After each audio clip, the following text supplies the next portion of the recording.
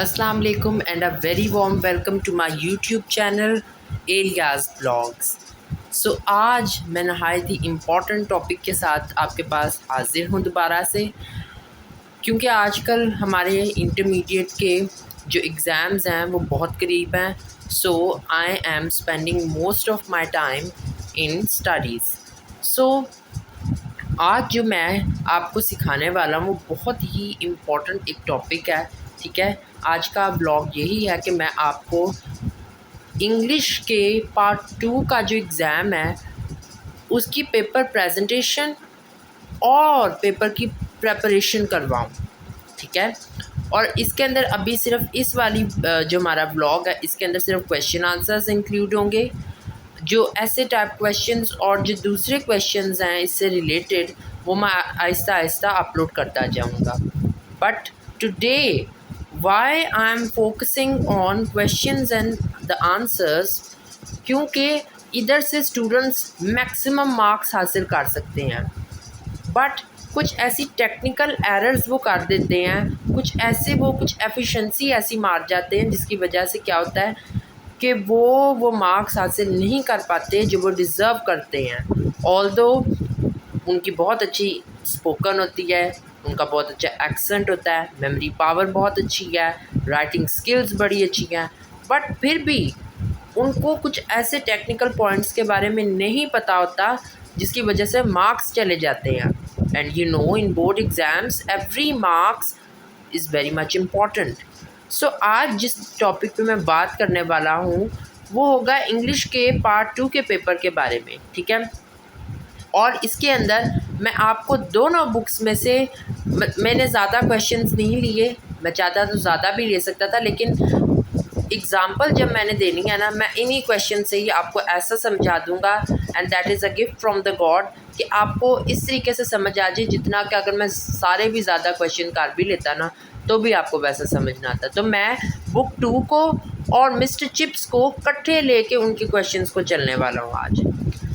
तो आज का जो मेरा बेसिक पॉइंट है जो मैं सिखाना चाहता हूँ इंग्लिश के पेपर के अंदर, जब आप क्वेश्चन आंसर्स को सॉल्व करते हैं, इसके ऊपर जो मैं फोकस आपका एक ख़ास पॉइंट के ऊपर करवाना चाहता हूँ वो ये है, when I was in first year मुझे भी इस चीज़ का नहीं पता था, बट मेरी टीचर ने मुझे ये बात बताई, when you are going to attempt the question answers in the board exams, आपका एग्जामिनर जो प्रेफर करता है ना बात, वो इस टेक्स्ट बुक को प्रेफर करता है। अगर आप टेक्स्ट बुक से बाहर जाने की कोशिश करेंगे ना, that will be count as over efficient student. ठीक है, आपको ओवर एफिशिएंट करार दे दिया जाएगा। और जो बेसिकली जो होता है ना वहाँ पे एग्जामिनर, उसको चाहिए होता है जो टेक्स्ट बुक में लिखा हो ना, क्योंकि आपको शायद नहीं पता लेकिन जब पेपर चेकिंग होती है तो एक की बन के आती है टीचर्स के पास। ठीक है, और वो की इस टेक्स्ट बुक के हिसाब से बन के आई होती है। अब मैंने जैसे कि अपनी पिछली जो लास्ट वीडियो थी, मोस्ट रिसेंट वीडियोस में बताया था कि उनके पास काम इतना ज़्यादा होता है कि वो कोशिश करते हैं कि मैक्सिमम तरीके से हम अपने काम को ईजी बना लें।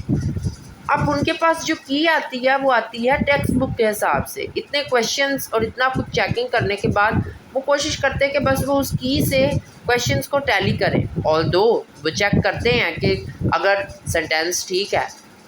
और अब मैं बेसिकली जिस बात पे आपको लाना चाहता हूँ, मैं जल्दी से उसको बोलता हूँ, वो ये है कि आप जब क्वेश्चंस को सॉल्व करते हैं तो कोशिश करें जो ऐसे क्वेश्चंस हैं जिनके आंसर्स इस टेक्स्ट बुक में से निकल सकते हैं वो आप इस टेक्स्ट बुक में से ही निकालें। इससे बाहर जाने की कोशिश मत करें। कोई गाइड्स की आपको ज़रूरत नहीं है। हाँ, there are some few questions जिसके अंदर आपको गाइड्स की ज़रूरत पड़ती है, लेकिन मैंने मोस्टली जो देखा है क्वेश्चंस इसी बुक में से निकल आते हैं। अब मैं आपको दिखाता हूँ कैसे। For example, I have a question here, और मैंने यहाँ पे जो ये 4 क्वेश्चंस मैंने लिखे हैं ना जिनके ऊपर आज मैं आपको इस जो मैं बताने जा रहा हूँ जिनके ऊपर एक्सप्लेनेशन देके, ये बोर्ड के पेट शॉर्ट क्वेश्चंस हैं, बार बार पूछे जाने वाले, हर पेपर में आने होते हैं ये वाले सवाल। अच्छा, हम देखते हैं। पहला सवाल है हमारे पास, why is the universe of which our earth is a part so frightening. अब ये उन्होंने पूछा है कि हमारे लिए जो यूनिवर्स है ये फ्राइटनिंग क्यों है। ये हमारा फर्स्ट जो हमारा चैप्टर है बुक 2 में से, पार्ट 1 जो है उसमें से ये सवाल है और मैंने देखें इसी बुक के चैप्टर में से इसका आंसर निकाला। ये आप देख सकते हैं, our first feeling is something like fear, we find the universe frightening because of its immense distances वगैरह। और आगे मैंने देखें ये सारा सेम बुक के अंदर जो लिखा है वो आपने याद करना है। कोशिश करें कि आप क्वेश्चंस को बुक के अंदर से याद करें और ये कोशिश करें कि अगर आप सेम वर्डिंग में नहीं, क्योंकि बुक में कई चीज़ें थोड़ी सी मुश्किल हैं। वैसे तो ये बुक बड़ी इजी वर्डिंग में यूज़ की गई है, लेकिन there are few words which are difficult. आप उसकी जगह उसके सिनोनिम्स यूज़ कर सकते हैं, ठीक है।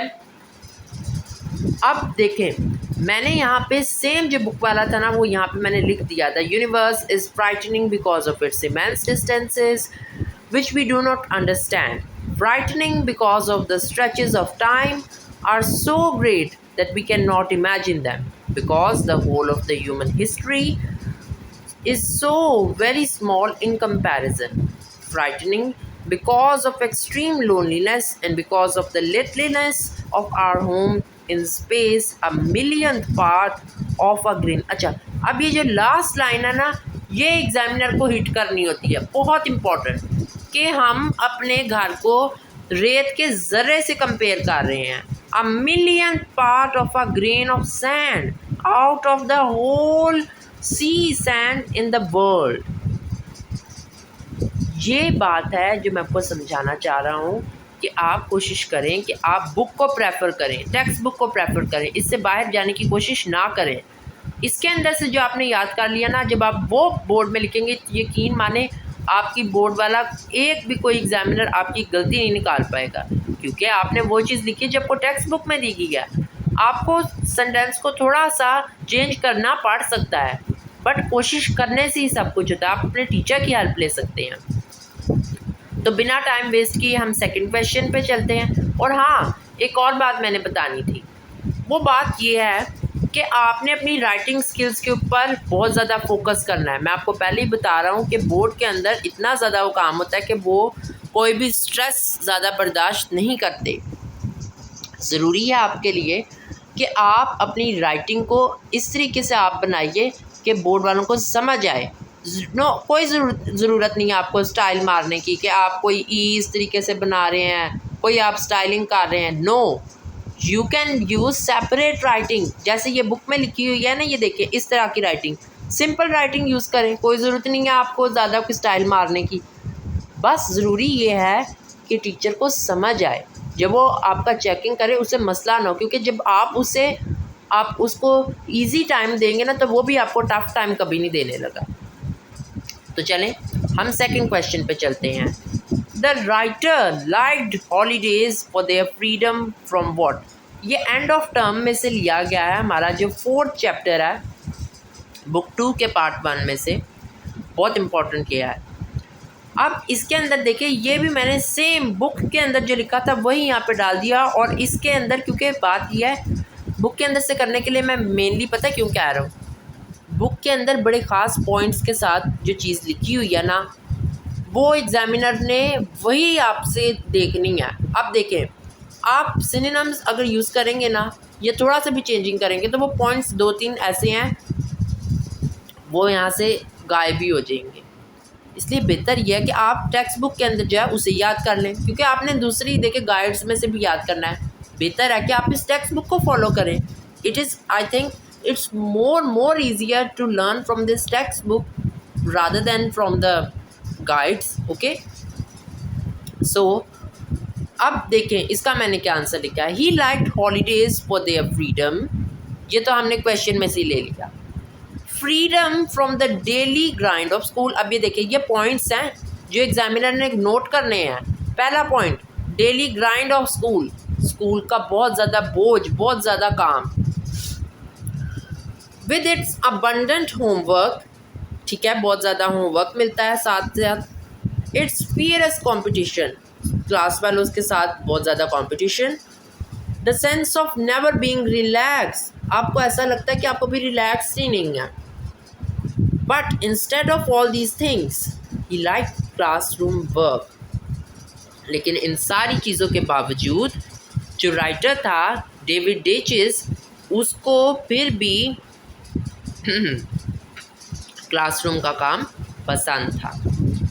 नेक्स्ट अब मैंने लिया है हमारा नॉवल है गुड बाय मिस्टर चिप्स, उसमें से, और ये बहुत इम्पॉर्टेंट है। कैथरीन से रिलेटेड, चिप्स से रिलेटेड क्वेश्चंस, चिप्स के स्टूडेंट से रिलेटेड क्वेश्चंस, ब्रुकफील्ड से, ये बार बार पूछे जाने वाले क्वेश्चंस हैं। और मैंने ये जो 2 चूज़ किया ना, बहुत इम्पॉर्टेंट क्वेश्चंस हैं।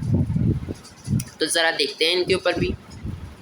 What were the political ideas of Catherine.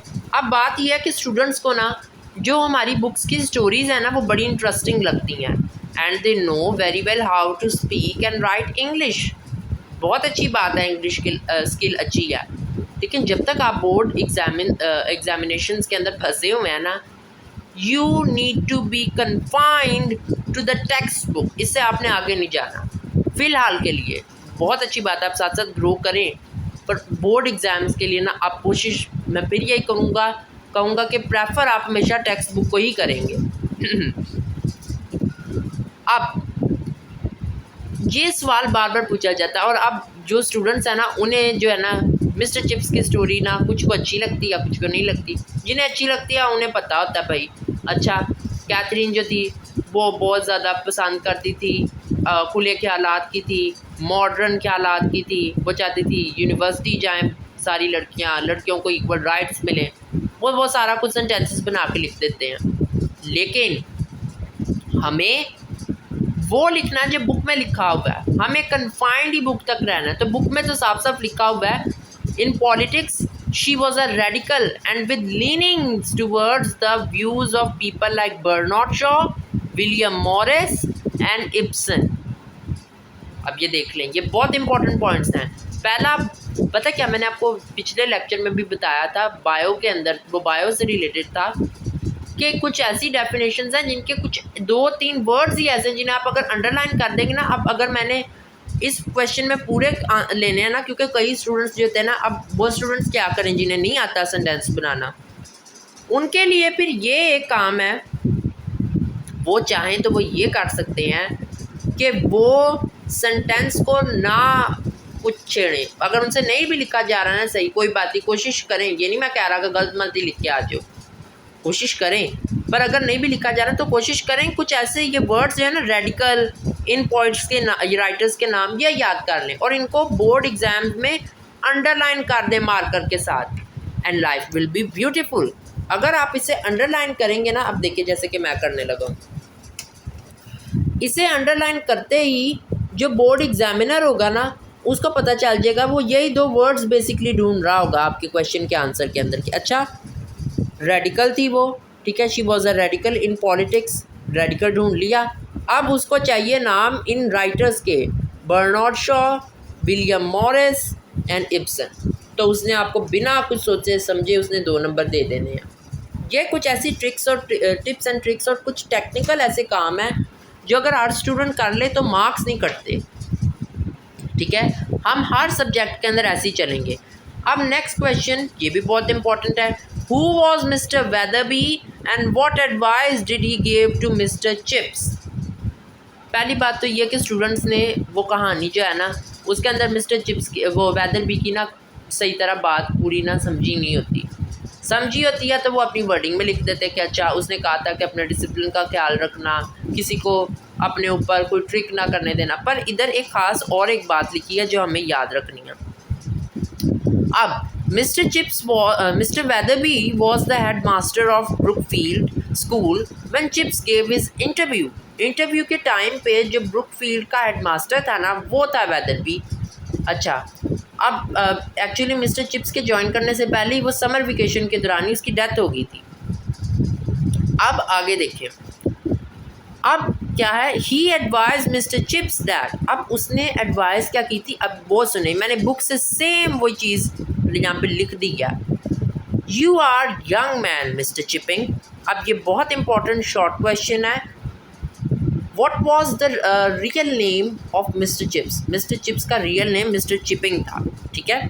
You are young man mister Chipping and Brookfield is an old foundation.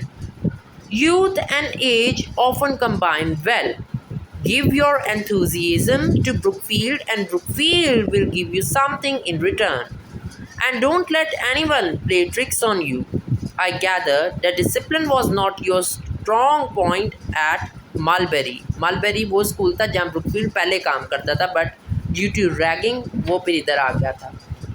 तो ये थी स्टूडेंट्स आज की वीडियो. आपने ग्रामर मिस्टेक्स के ऊपर ध्यान देना है, ग्रामर मिस्टेक्स नहीं करनी, स्पेलिंग्स के ऊपर ध्यान देना, यही मैं कह रहा हूँ. और आपका मेन फोकस जो होना चाहिए ना, आपने रटे लगाने भी है ना अगर, तो लिख लिख के याद करें ताकि आपको मेमोराइज हो. अगर क्रैमिंग करनी है ना तो फिर लिख लिख के याद करें ताकि आपको याद हो. लिख लिख के करने का एक ये फ़ायदा, आपकी स्पेलिंग मिस्टेक्स कम होगी, ठीक है.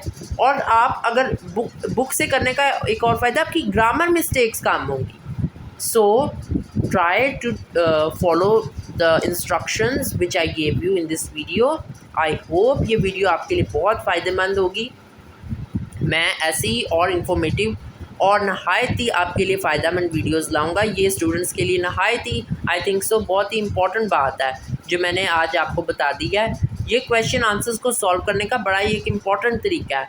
उसके अलावा ऐसे राइटिंग के अंदर भी मैं आपको सारा समझाऊंगा और आपको सिनोनिम्स वगैरह का भी मैं बताऊंगा, और कोशिश करूंगा कि आपको कुछ ऐसी गाइड्स भी प्रेफर कर दूं जो कि आपकी हेल्प आउट कर सके सिनोनिम्स को याद करने में, ठीक है. So don't worry about exams कोई बड़ी बात नहीं है. अगर आप स्मार्ट स्टडी करें, ठीक है, और पैशन के साथ, अगर आपने नहीं भी आपने सही तरह पहले मेहनत की, अब से शुरू हो स्मार्ट वे के अंदर और पैशन के साथ, दिल से लेकिन करें. आप भी अगर करनी शुरू की है तो दिल से करें, दिल से स्टडी करें. And when you will do hard work, it is most likely, or I should say, it is the true thing that God is going to give you the result which is going to be the excellent one. Okay, so आपने क्या करना है, आपने मेहनत करनी है. ये खुदा का फिर आगे काम है कि वो आपके काम में बरकत डाले. So please if you like this video subscribe my channel. इससे कोई रिलेटेड आपके ज़हन में कोई क्वेश्चन है इंग्लिश के इन क्वेश्चन आंसर से, या कोई सजेशन है, you can give me in the comment section. I will definitely follow the instructions and मैं कोशिश करूँगा कि आपको आंसर्स भी दूँ हर कमेंट के. So if you like this video subscribe my channel, also share this video, क्योंकि ये कई स्टूडेंट्स के लिए बड़ी फ़ायदेमंद हो सकती है जिनको नहीं पता इन बातों का. And I am telling you, मुझे भी नहीं पता था. मुझे मेरी एक टीचर ने बताया था कि बोर्ड एग्ज़ाम्स में अगर क्वेश्चन आंसर्स की मदद से मार्क्स लेने हैं देन फॉलो दिस इंस्ट्रक्शन. और मैंने कहा ओके मैम. उसके बाद से मेरे ग्रेड्स बढ़ना शुरू हो गए. तो यही मैं आपको बताना चाह रहा हूँ. So subscribe my channel, share this video so that other students can also take benefit from this information. And if you like this video, please hit the bell icon and also like this video. So Allah Hafiz, thank you for watching this video.